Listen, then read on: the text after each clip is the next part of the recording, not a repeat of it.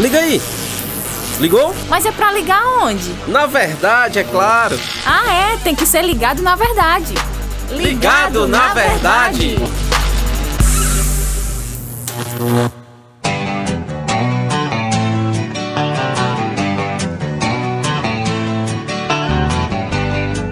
Ligado na verdade, e a verdade é a palavra de Deus. Como é bom ter você conosco novamente aqui no nosso podcast. Eu sou João Lucas Barroso, fique à vontade, vamos conversar um pouquinho, vamos bater um papo sobre a Bíblia. A Bíblia que é o livro mais importante que existe, Inácio José, tudo bem?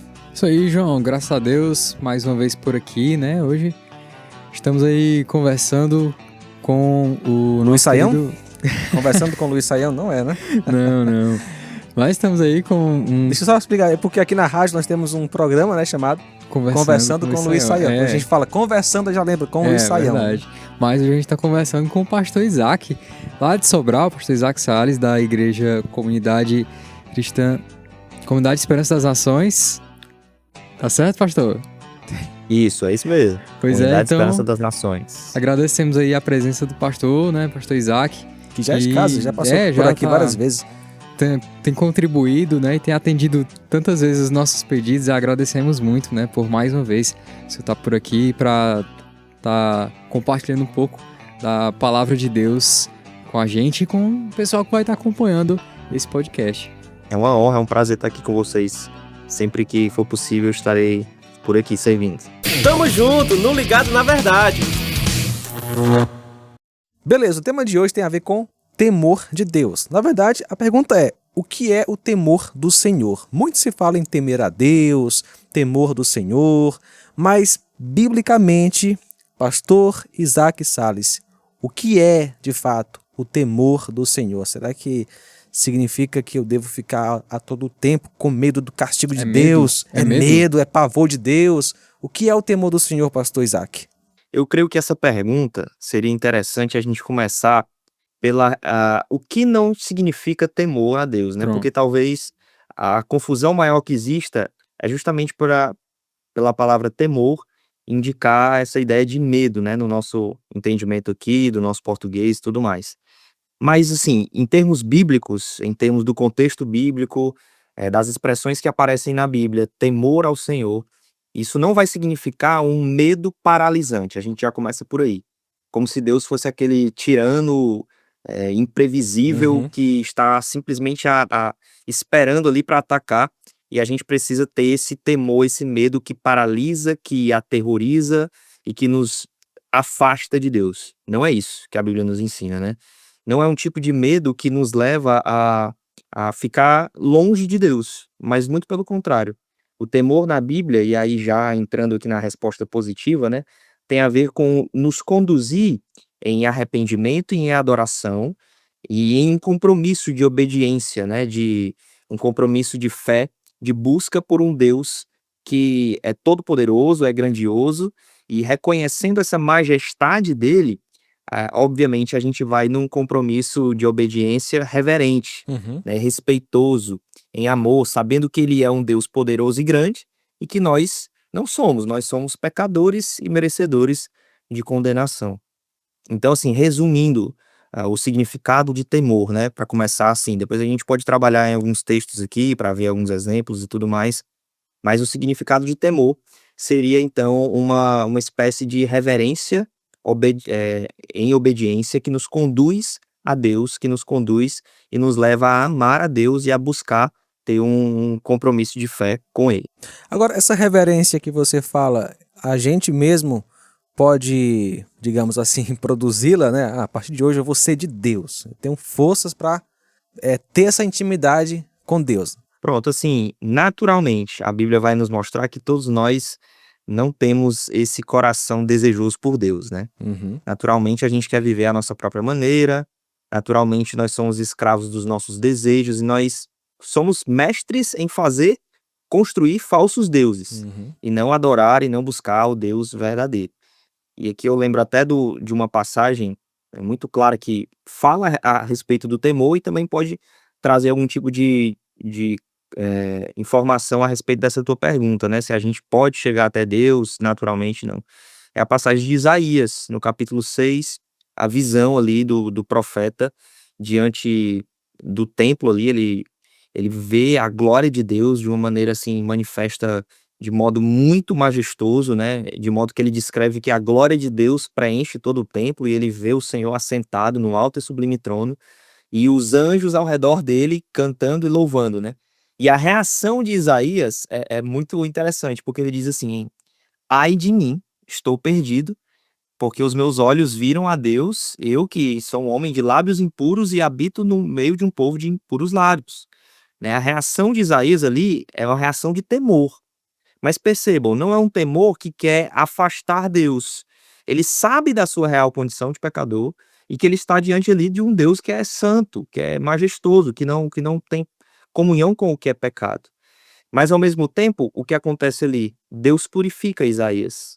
Né? Porque a reação de Isaías é de um coração arrependido. Está buscando ali o seu perdão em Deus. E Deus purifica Isaías com a brasa do altar. Ele tira uma brasa do altar, purifica os lábios de Isaías. E essa ideia do altar do sacrifício ali aponta para Jesus, né? Então, mostrando ali que o nosso perdão ele tem tudo a ver com a base daquilo que Cristo fez na cruz. E a partir de então, Deus pergunta: agora quem é que eu vou enviar?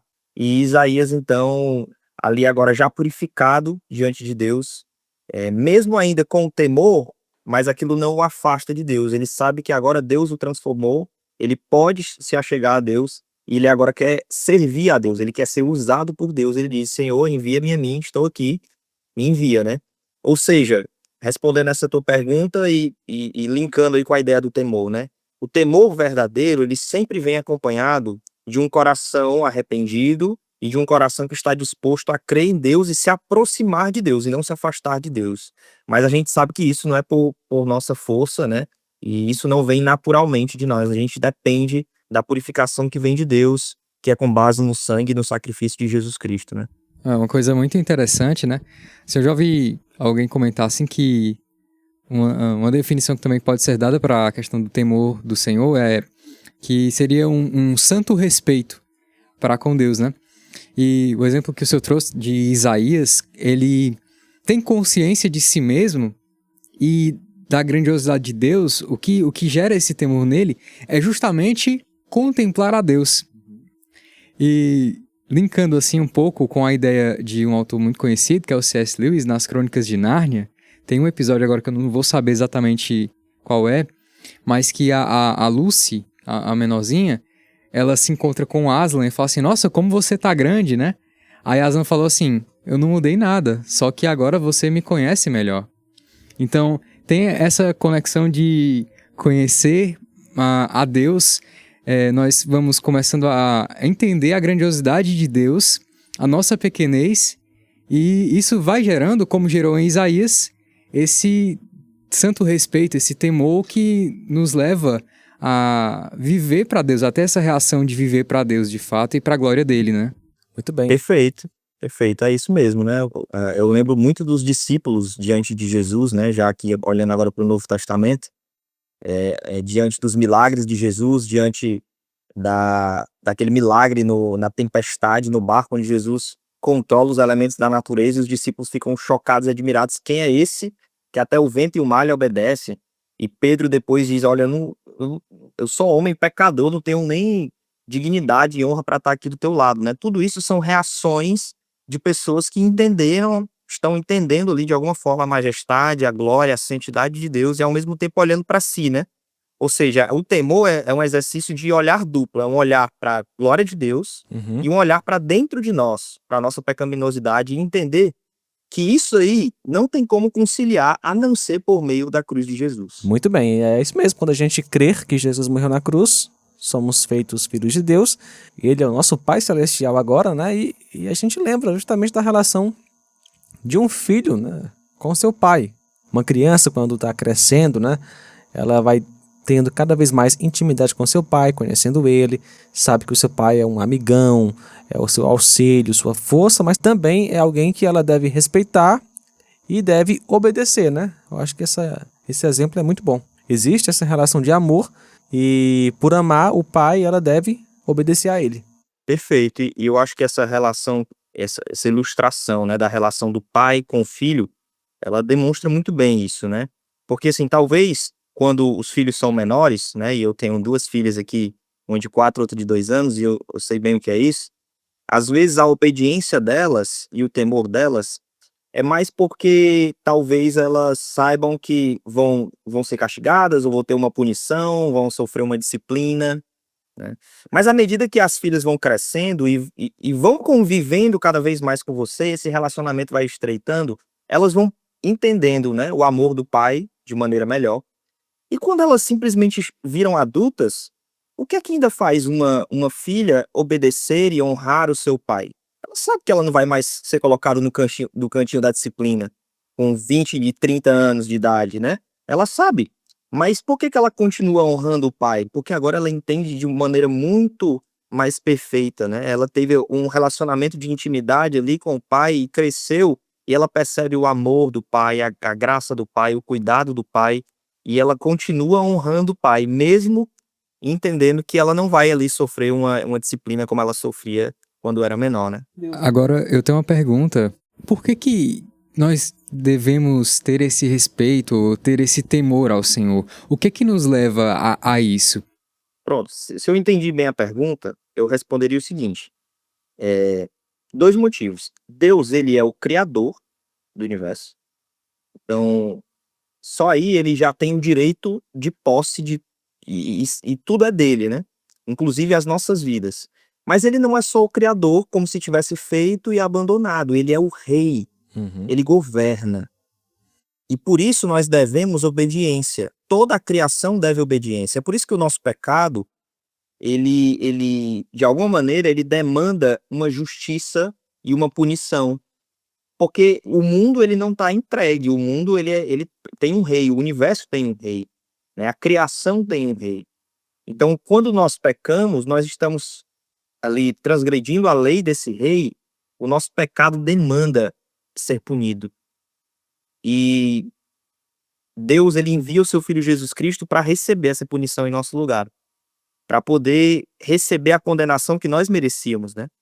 Paulo vai dizer que, por natureza, nós somos filhos da ira, né? Filhos da desobediência, ou seja, o nosso pecado demanda essa ira, desse Deus que é justo, que é santo, mas ele derramou essa ira sobre o seu Filho para pagar o preço do nosso pecado, para que agora, arrependidos e com fé, nós possamos ser reconciliados com o Criador.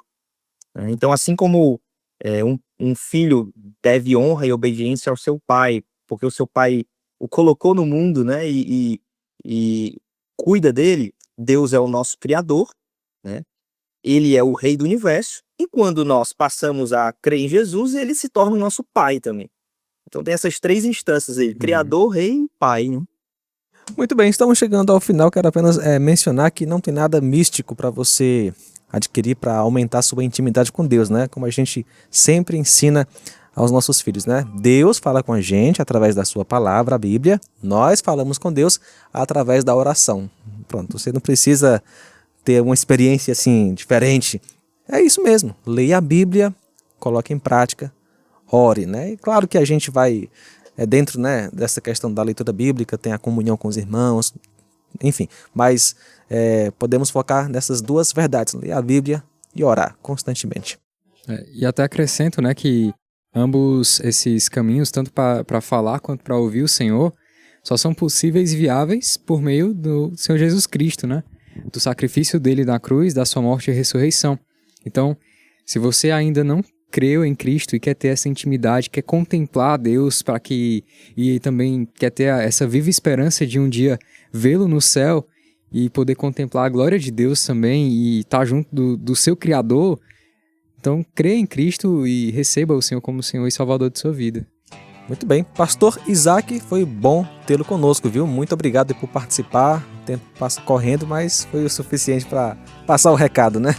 Não, para mim é sempre um prazer estar aqui com vocês, poder discutir esses temas aqui, poder de algum modo falar sobre Jesus, que é aquilo que eu mais gosto de fazer nessa vida. Muito bem, valeu pastor Isaac, você que esteve com a gente, compartilha esse podcast porque o tema é bom. Valeu, Inácio. Valeu. E aí, curtiu?